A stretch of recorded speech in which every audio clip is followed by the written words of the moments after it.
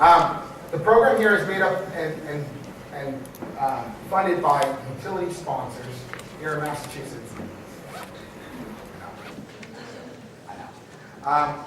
As you can see here, these are the people that pay into the program. In fact, all of us that pay utility bill are paying into this program as well, along with a ton of other energy efficiency programs. How many people here have had an energy audit done to their own house, the utilities? Well, it's not that many. If you're in a utility-funded territory like this, and you haven't taken part in a free energy audit through Mass Save, please do. I mean, I think you'll learn something. It's a great program. Not here to pitch that program, but I just think it's really something that everyone should do. It gives you a great idea of your house. Might just point out some stuff that you didn't even know. It actually really aids us in the new construction program, and it's kind of neat because I did 10 years of retrofit with the Department of Energy, and I've been with the Energy Star Homes program for 2 years, and I'm a licensed mass builder, so I got to see how to fix a house, and now get to fix them before they're broken, which is actually kind of neat. Overview about the presentation I'm going to be doing. I'm going to be talking about what makes an Energy Star home a qualified home. Why to build with Energy Star, since some of you guys in this room aren't currently participating in the program. The eligibility requirements and the incentives that are available. And then the support, like I talked about, some of you folks who are participating may not be leveraging all the support that's out there. The Energy Star Homes program was established by the EPA, and it's a voluntary program. You're hearing more and more about it, especially we were talking before this, I was speaking with some code officials about the stretch energy code here in Massachusetts that may be adopted, and Energy Star being the new building standard or possible building standard as part of energy efficiency code. So this is going to be something you're going to be hearing more and more about. So our program is actually, like I said, it's again funded by the sponsors that I showed you, but it has ties to the EPA program. So again, the national logo, you see it on shirts, you see it on windows, you see it on appliances, and this is how you can actually get a whole house labeled with this label. In order to be part of the program, to get a house involved, you have to meet a national guideline, which we follow, which is a HERS index of 85, and I'll actually get into the HERS index in a second, and pass a thermal bypass checklist. David's actually going to be covering a little bit more about the thermal bypass checklist and about the HERS index when he does his presentation, so you get a better idea about it. But this is essentially the HERS index right here. We measure homes on a home energy rating standard. Right here, this is about your existing type of home. My home was built in 1830 on Cape Cod, and it was around a 150 when I rated it. A code-built house in Massachusetts is about 100. So to be Energy Star, you have to be 15% better than code, or fall somewhere right about that 85. On average, our houses are falling around 70 on the HERS index. The stretch energy code falls at 60. So the whole goal is to actually move down till you're moving to net zero energy homes. So we work with builders to, is that the right one? Yeah. We work with builders in this program to actually help.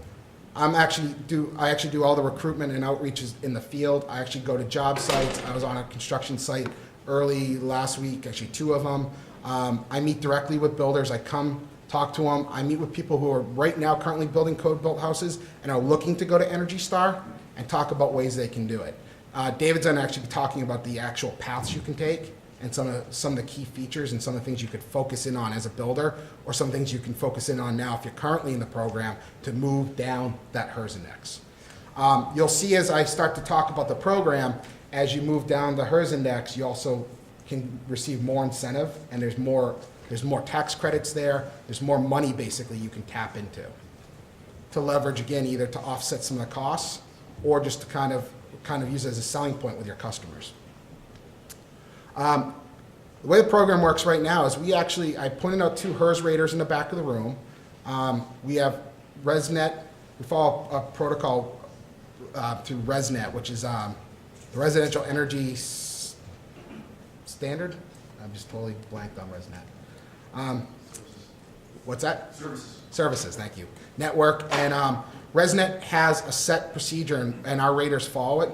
And actually, when they model a house, they actually use a software program called REMRate. There's other software programs but that's a residential energy modeling software program, which will actually take a house that you're building and tell you where you fall in that HERS index, and then you can go in and the rater will work with you to kind of drive your house down that HERS index by adding in upgraded insulation, an upgraded window schedule, maybe upgraded heating system. Again, David will be covering a lot more of the technical side of this, but all that work is driving that HERS index down and actually getting you towards zero net energy.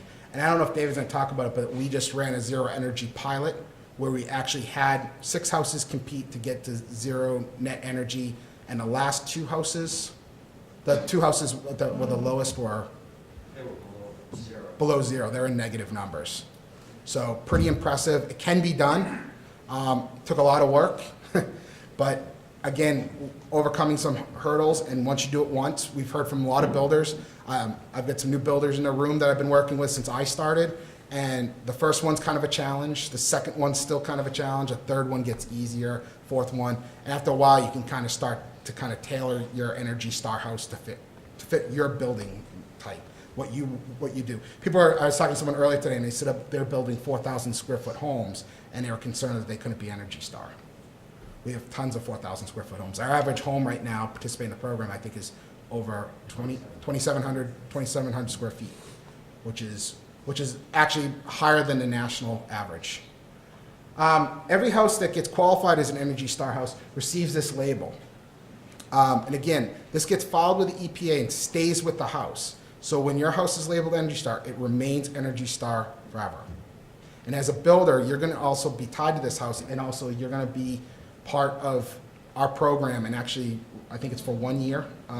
For 1 year after you've built your home, you're an active Energy Star partner. So homeowners looking, or potential homeowners looking to build houses can find you because you participated in this program. Some of the things that this says is that, it's an energy efficient house. Again, it documents that the home performs and it's comfortable. And also says that it's had a third party qualified. Again, the rater's gonna be there, they're gonna be working with you on the plan analysis. They also come out and do a third party insulation inspection and a final test where they're gonna be doing blower door testing, which David will talk about, and duct leakage testing to make sure your house performs the way it should.